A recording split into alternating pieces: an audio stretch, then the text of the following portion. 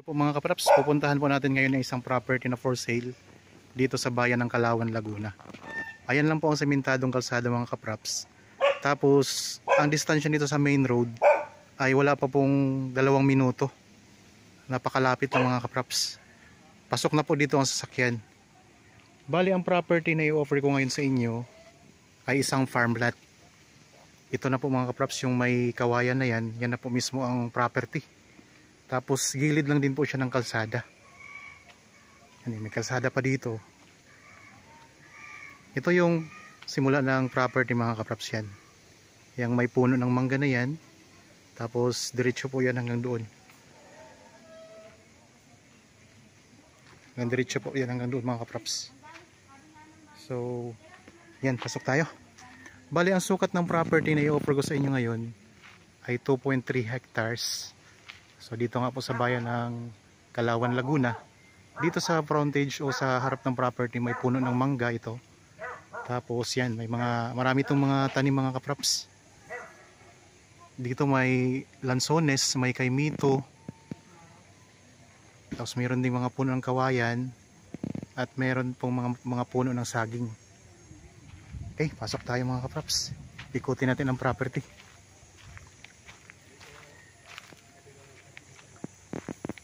Yan, ito yung mga tanim niya. Patag na patag din ang lupa. Anong sakop nito? Sapa? Ilog? Ilog na mismo, okay. So mayroon itong boundary na ilog. At saka may bukal pa. Tara! Ikot tayo. Saan tayo dadaan?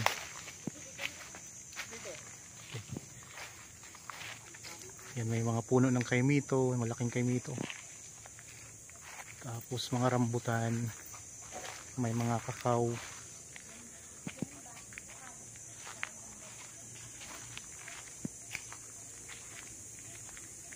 Mga lansones. Ha? Okay, meron itong sakop mga kaprops na 3 bahay. Dito sa loob mismo ng property. So kasama na po yan sa bentahan. Ang daming mga lansones din dito mga kapraps. So ang pinaka boundary niya, yung may mga saging na yan hanggang dito. Ang roon yun, sakop pa nga po yung 3 bahay na yan. Yan mga bahay na yan, sakop po yan sa property. Tapos pupunta tayo doon sa may ilog, yung pinaka boundary ng property. Meron ding mga puno ng saging. Tapos dito sa gilid mga kapraps, nang dinadaanan natin ay maraming mga halaman. Magandang mga halaman.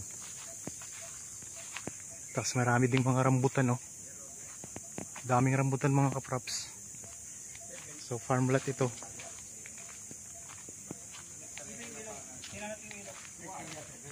Puntahan natin ang ilog. So 2.3 hectares ito mga kapraps. Tapos sa tabing ilog, sa tabing property, mayroong mga tanim na puno ng kawayan. Okay. May mga tanim na pandan.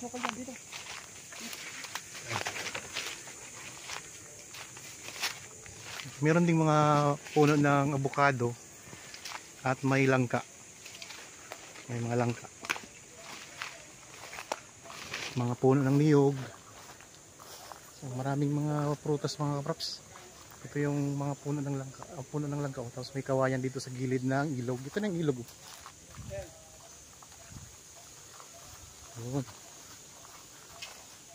Pinaka-boundary na ito ng property, no?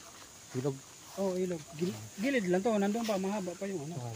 Pero boundary na to. Oh, boundary na. Yung kabila hindi na yan. Yeah. Okay.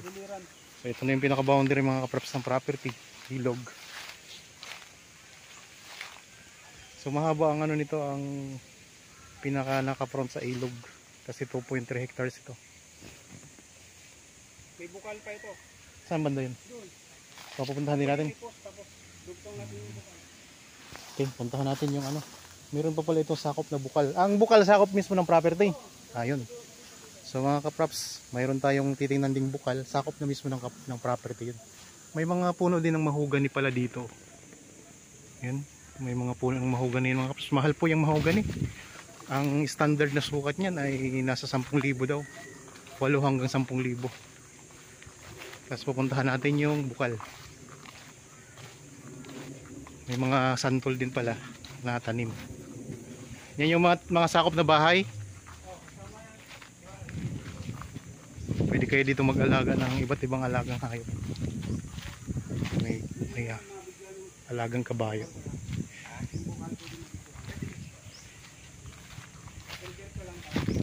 Diretso lang yan yung palusong na ganyan. Nadyan yung bukat. Gano'n sa ilalim.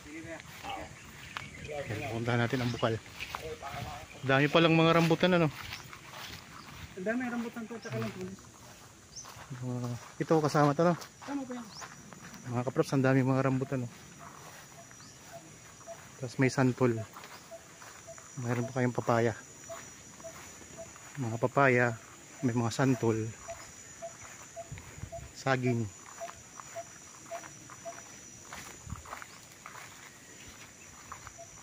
So sa mga interested po sa property, pwede kayong tumawag, mag-text o kaya mag-chat sa contact details na nandyan lang po sa inyong mga screen. Viber, cellphone number, Facebook Messenger, at saka mga cellphone number. Ayan, ang mga rambutan, ang ganda. Dito sa part na to, mga rambutan na nakatanim. Ang daming rambutan yan. Hanggang doon pa yan mga kaprops oh. So dito naman yung santol, tapos may mga papaya silang tinanim dito. Lalaki ng bunga oh. Ayan oh. Laki ng bunga ng papaya. Laki nito itong isa. Tara, diretso tayo doon sa bukal.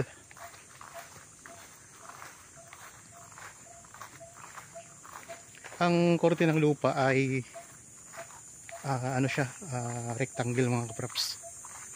Parihaba ang sukat, ang korte. Dito marami ding mga, dito naman sa part na ito, may mga lansones naman. May mga puno ng saging, maraming puno ng saging yan. Tapos dito may mga lansones. Ayan, daming lansones din dito mga kaprops. Tapos may rambutan din. Yan, mga lansones naman ang nakaano dito. Nakatumpok-tumpok. Parang tumpok-tumpok ang pagkatanim, ang ganda. Sa kagandahan nga po mga kaprops, tabi kayo ng ilog. Kasi marami tayong mga viewers o kaya mga buyer na naghahanap ng property na katabi mismo ng ilog. Tapos ito may mga kawayan kayo na pwede nyo gamitin para kung sakaling magtayo kayo ng kubo, wala na kayong problema sa kawayan. So ang gagawa na lang babayaran nyo yung mga kawayan, dami.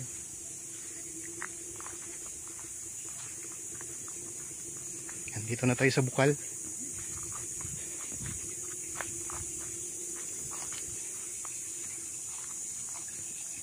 Sobrang lamig.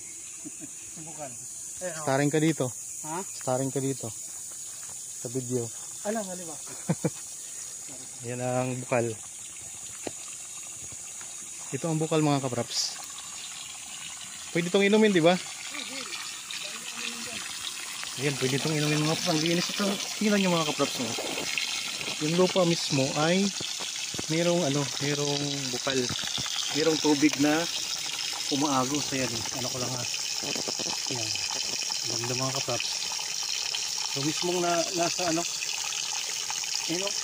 galing sa lupa yan oh.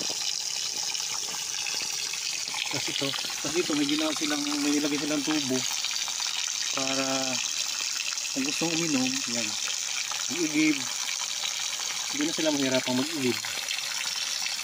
Napakalinaw pati ng tubig at saka ang lamig oh. Ang lamig mga kaprops ng tubig. Ayan, nakakatubaw, pati yan, mayroon din tubig na lumalabas eh. So, itong bukal na to ay sakop na po ito sa property. Yan. So, mayroon kayong property na katabing ilog, mayroon pang bukal.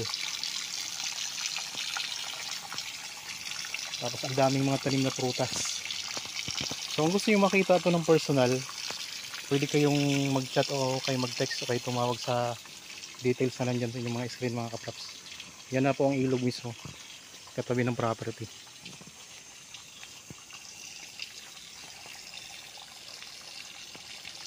Ganda no, may bukal na ano. Hindi pa natin dito. Tapos ang ganda ng tubig nandun mismo sa lupa lumalabas. Hindi mo malaman kung saan nanggagaling. Ba't Kaya lalim ng lupa? ganda mga kapraps dito. Yan dito sa ano, yan yung bukal. So dito ayan ang mga lansones sa taas. Ayan oh. Mga lansones mga kapraps. Rakit tayo ulit dito. Kunting ano lang, slope lang. Nasa ilog na tayo.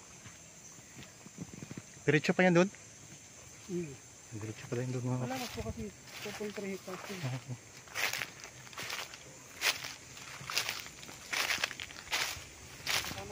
Ang presyo nito mga kapraps ay makikita nyo sa description box at sa title nitong video. Ito mga sagiang kasama pa yan.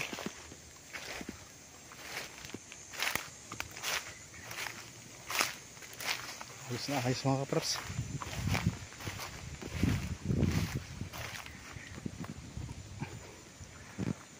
Yung mga nakikita nyo yan mga kapraps, yung mga puno ng niyog, yan na po yun ang pinakadulo ng property. So dyan tayo galing kanina sa bukal, yan po. So yung mga rambutan natin, ang mga lansones pala. Ayan palang rambutan, tapos ito yung mga lansones. Yan pa oh. Mga masipag po yan mamunga mga kapraps.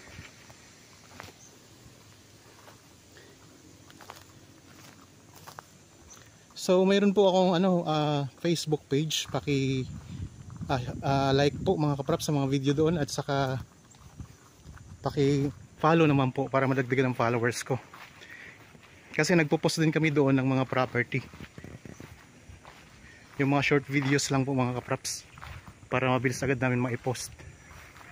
So ayun, balik na ulit tayo dito sa hindi na natin kanina na mga rambutan oh. So ulitin ko lang mga kapraps, ang property na ito ay 2.3 hectares. Titulado, may sakop po na 3 bahay, katabi ng ilog, package na to. Meron pang bukal sa loob mismo ng property. Tapos ang mga tanim, ang dami. Ayan, ito yung puno ng santol oh. Santol, langka, mangga, abukado, rambutan, mga lansones, saging. Tapos may mga kawayan sa gilid. Nandito sa gilid may mga kawayan sa gilid ng ilog. Meron na ditong linya ng kuryente at saka tubig. Patag na patag po ang lupa.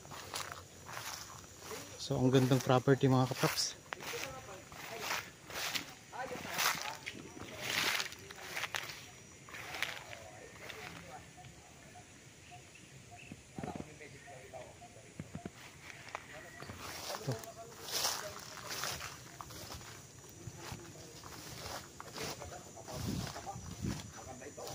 Pag natanggal tong ibang natabas na ng konti no. Ang ganda nito. Hindi minamawer pa itong mga rambutan ito. Palataplat ang damo niya.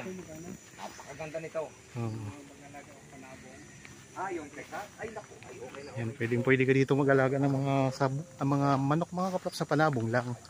Ang poultry hindi pwede rito at maraming mga bahayan na rin po sa may bandang unahan yung kaninang dinaanan natin. So ito yung mga bahay kanina nasakop ng property. Yan po, 3 yan. Dito yung 1, 2, 3. So 3 bahay po ang sakop nito. Yan, pabalik na tayo doon sa unahan ng property mga kapraps. Sa mga viewers po ngayon, maraming salamat po. Lalong na sa mga subscriber ko, tayo po ay umabot na ng 11,000. So maraming salamat po sa pagsuporta. At sana po ma-share nyo na rin po ito sa inyong mga kakilala, kaibigan, kamag-anak na naghahanap ng property na gustong gawing investment. Baka dito po sila makahanap ng mga magugustuhan po nilang gawing maging investment po nila mga kapraps. So, marami tayong available pa dito at ang gagandang property pa. So para naman po sa kadagdagang katanungan, dyan lang din po kayo kumontak sa mga contact details na ayan lang po sa inyong mga screen mga kapraps. So may mga katanungan kayo, gusto nyo pong malaman, kontakin nyo lang po kami para masagot po namin ang inyong mga tanong. So ang kagandahan po mga kapraps, tabing kalsada lang itong property. Ayan lang po ang kalsada oh. yung pinanggalingan natin kanina sa pinakauna ng video. At sa main road po, ang distansya nito ay wala pang 2 minuto na travel time mga kapraps. Napakalapit lang po. At saka sa mismong bayan ng Kalawan, ito ay napakalapit lang din kasi mga kulang-kulang 5 minuto lang ay nandoon ka na sa town proper. Okay, sana po ay nagustuhan niyo ang property na in-offer ko sa inyo ngayon. Para po sa mga bago pa lang sa aking channel at napadaan lang dito sa aking channel, huwag niyo pong kalimutang mag-subscribe at pindutin na rin po ang notification bell para maging updated kayo sa mga bagong property na i-offer namin. Maraming salamat po, lagi tayong mag-iingat at God bless po sa ating lahat mga kapraps.